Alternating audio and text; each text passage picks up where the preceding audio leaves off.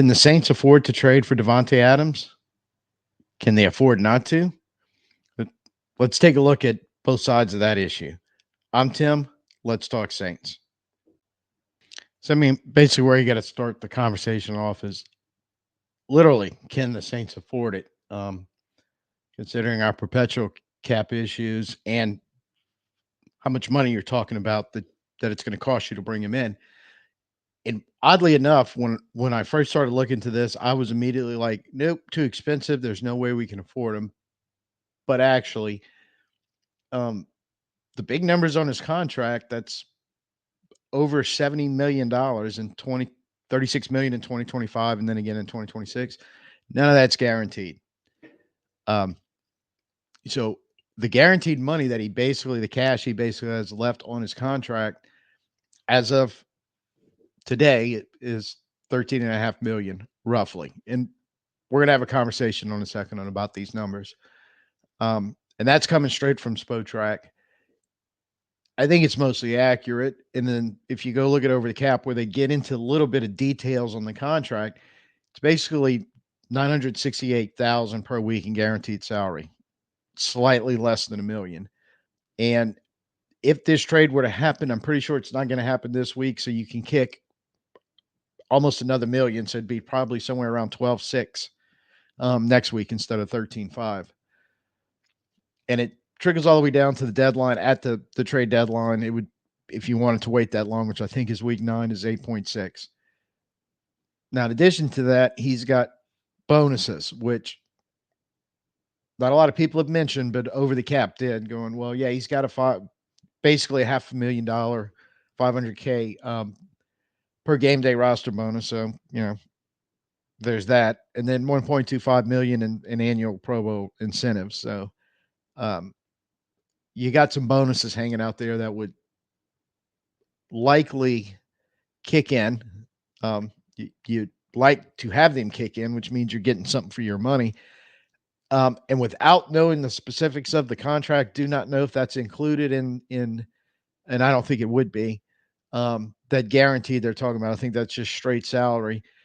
This stuff would probably be along the lines of a lot like we have the game day roster bonus with Chase Young. He earns it, but a portion of that is actually prorated towards 2025. So without knowing the particulars of the contract, it's really hard to figure this down to the penny. And the other thing is these numbers are always a little skewed because the first thing I did was check cap space. I was reading, and we'll talk about Ross Jackson's article in a second, and he was going 3.2 million according to the NFLPA. And I'm like, I knew over the cap had it somewhere a little less than 3 million, and they're roughly 2.7. And I see another source go to that Spotrac is saying 4.5, which I checked this morning. That's what they were. So the numbers are always a little off. But getting to the Ross Jackson article real quick, I read it, and he makes a pretty good case on how it's doable. I don't know if his numbers are accurate. I don't necessarily doubt them. But I think the line of thinking he's kind of on is a good one. And there's other articles or videos being done on it. Some people have tried to kind of dive deep into the cap numbers, but I think knowing that the contract, what's left on it, is mostly unguaranteed money, makes it a little more palatable when you're looking at, okay, what can we do? Now that's where it gets interesting because, as I've said, some people have taken a shot at it. I stopped because I quickly realized, like in the case of, we don't know how this bonus, we think we know. I have a pretty good idea, but I can't read the contract. And that's all they said. They didn't say how it was going to be, what hits this year in 2024, what hits 2025. And another factor in all this is if this trade were negotiated, the clubs could kind of break up who pays what in the contract and where that all goes. And that's a whole nother dynamic. But what I know is when the Saints decide they want to do cap gymnastics, they're gold medalists at it. They can backflip, twist, turn, triple Lindy, whatever the hell they want to do to make stuff work, especially in the short term. Long term gets a little sketchy. So if they wanted this to happen, I'm thinking because that number is low enough, and if they wanted to get creative enough, I'll give you an example of how they could get creative. Is I think no matter what happens on the Adams trade, there's going to be some type of restructure because he's essentially a free agent after 2024. There's no guarantee. There's no reason to keep him if you don't want him. There's no guaranteed money that's going to hit you. It's only the dead money, and again, that's above my pay grade. The way if how that would be handled. Now I know this: the Raiders have a lot of cap space, and it looks like they're going to go. I think they were going to give it a flying shot with the Minshaw, O'Donnell, whatever the second year quarterback's name is, and see if they can make it work. It's probably a long shot to begin with, but I think they're in a slow rebuild. They'll be kind of competitive. They're not an awful team, but you got an asset in Davante. You can get some draft picks or maybe some players as compensation that you'd want. I could see it happening, and then make the push to figure out how you're going to find your quarterback next year, draft or free agency, whatever you're going to do. So it makes a lot of sense that if they get the draft capital, they could be reasonable because they have the cap space right now. It would probably also involve cutting some players, or possibly we have some younger players where the Raiders may be willing to take one or two where would give us a little bit of relief um, this year against the cap to help with Davante, and the dead money on it because they're rookies with not big contracts and not a lot of money wouldn't kill us as the point of the trade. Now, really, the second question is, can you afford not to do it if you could reasonably acquire him without too much draft capital and totally blowing your foot off again in your cap situation?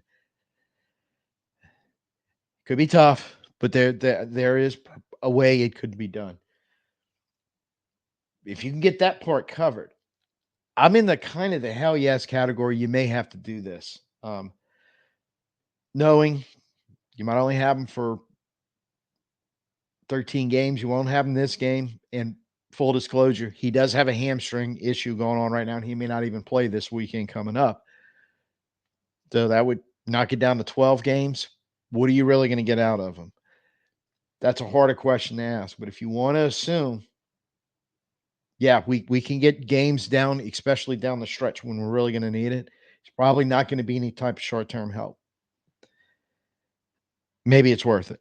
And I'm looking at it going, it probably is. His numbers are still good. For the most part, even with the Gardner Minshaws of the world and all that, Jimmy G last year, it's not awful. And the last time he had a monster year was the only time he and Derek Carr had a solid year together, which was 2022, and that was in 15 games. He basically threw up 1,500 yards, 14 touchdowns. His air yards were good. His yak numbers were fairly good.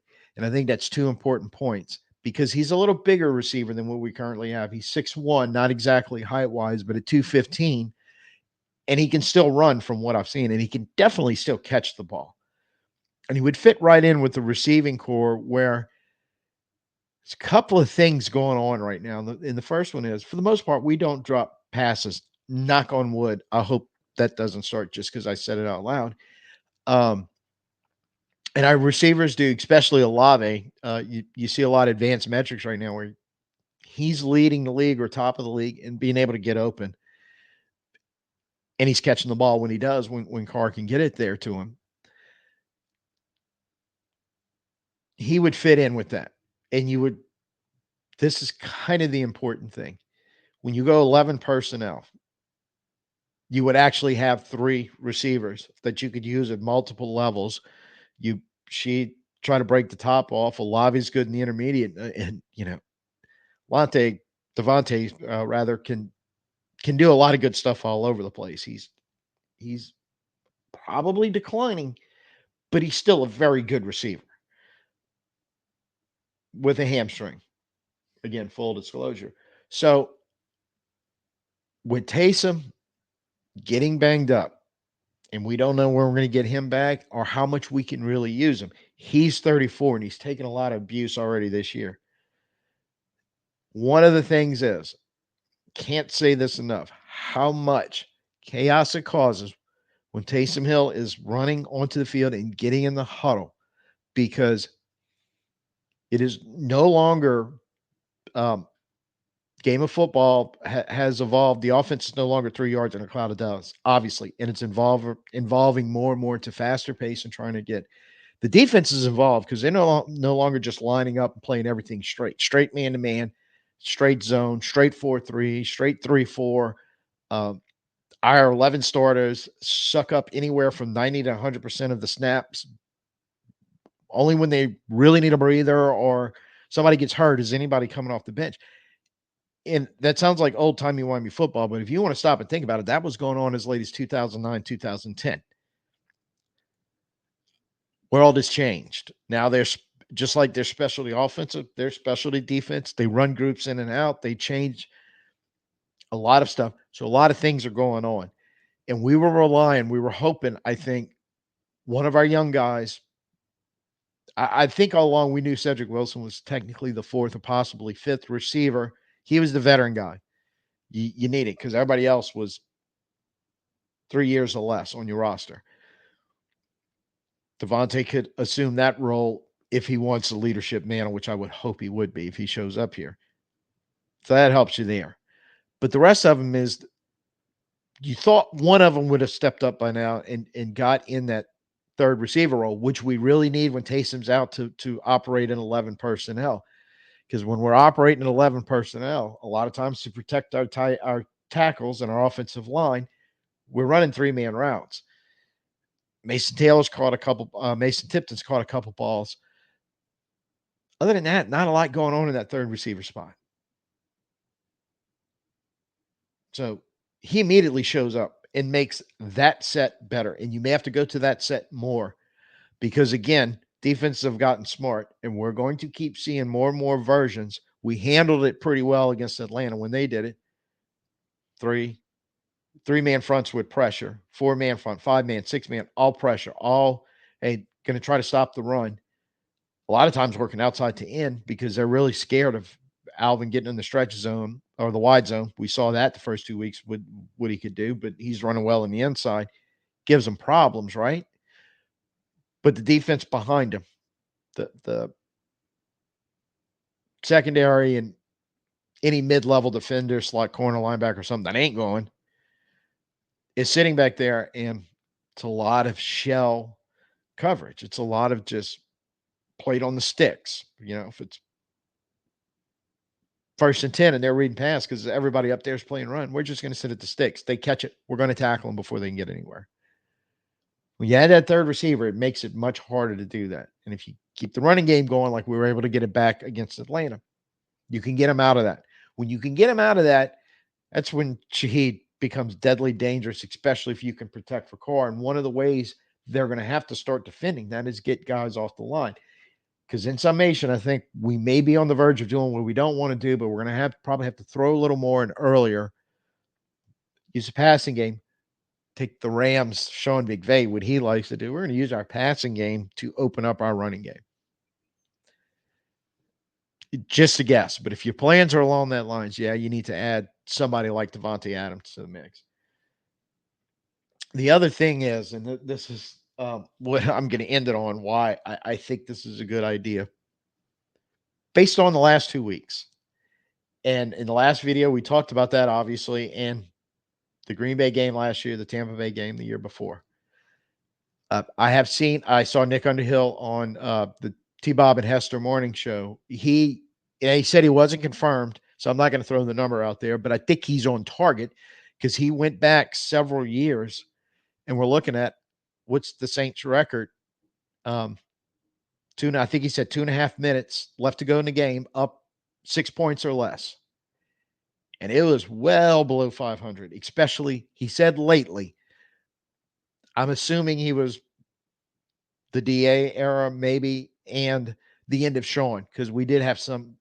This didn't start with DA. It started with the end of Sean's tenure, but it's gotten worse. And I'm still harping back the other day when he said, "Hey, if something's working for the first 59 minutes of the game, well, we're not going to throw it out on the last minute." And I'm like, "Situational football, brother, it exists. It's a real thing. And you know what? You're going to play a team Monday night who's really good at it with a coach who really understands it." So I'm sitting here thinking, well, the best way to keep you out of that scenario is to be up 2 scores or more in that last 2.5 minutes of the game, which means you're gonna have to add some offense.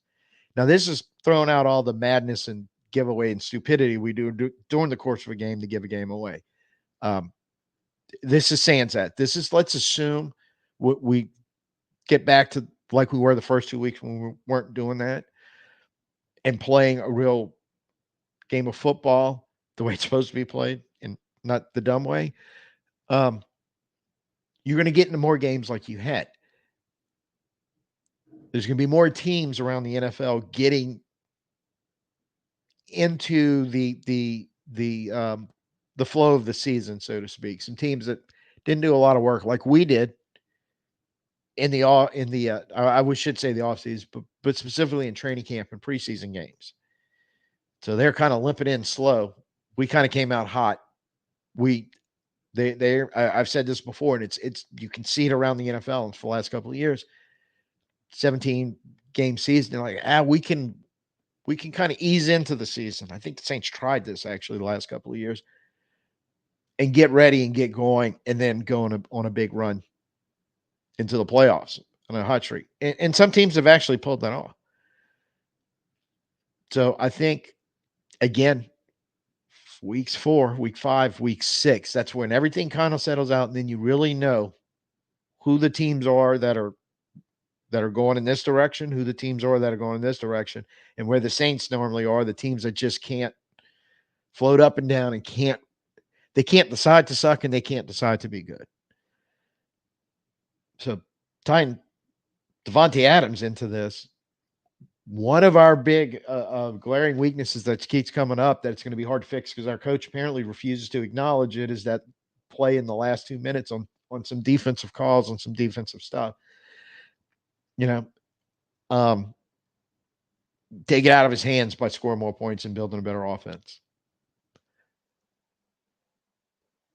So to wrap it up, um, and I know what some of the counterpoints are going to be because I think some people are going to be dead set against this, and I kind of went into this.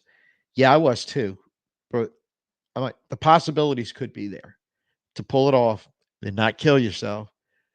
It would likely have to be that 1 year rental, dangle the carrot, see if both sides want him to come back. But the reality is he would leave in 2025. Somebody would pay him as a free agent for a full year and try to get the last out of him. There's no doubt in my mind about that. So thinking that situation in ways in our favor. I think he can bring a dynamic to the offense of add that third receiver that can open up some more stuff and let Clint do a little more stuff and maybe be able to take some of our pressure off the offensive line if we get 3 receivers out there quick and Carr can get rid of the ball quick to one of them who's open and just have the running game through the passing game to open up the actual running game. Something Sean McVay does a whole lot with the Rams in a very similar style offense to this. So I got it. Give me a thumbs up if you can agree with that thesis. Again, can't be too costly. Oh, and by the way, make sure that hamstring is okay and he can pass a freaking physical before you pull the straight off. I'm hoping somebody takes care of that. I would assume after getting burnt early in the year with the returner from Minnesota, we learned a lesson. So, like I said, if you can hang with that thesis, give me a thumbs up. If you can't, I know you're going to let me hear about it in the. See, I think Fergus is even excited about maybe we could pull this Adams thing off. But yeah, you're gonna let me know in the comments. So I'll be awaiting those because I think there's no maybe camp here from what I'm seeing. I think it's either people going yeah we're on board or no. No. Wasn't expecting to do this one, but this one all popped off late yesterday afternoon. I had to do a little bit of work trying to figure out what was going on. So here you go, bonus for the week. We're still going to be at the end of the week in for the preview for Kansas City on Monday night. The post game show, I'm going to schedule it for right around 9:45, a little later than normal.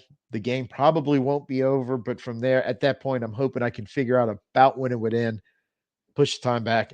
It'll probably, I'm pretty sure it'll be a shorter version because it's going to probably be well after 10 o'clock Central.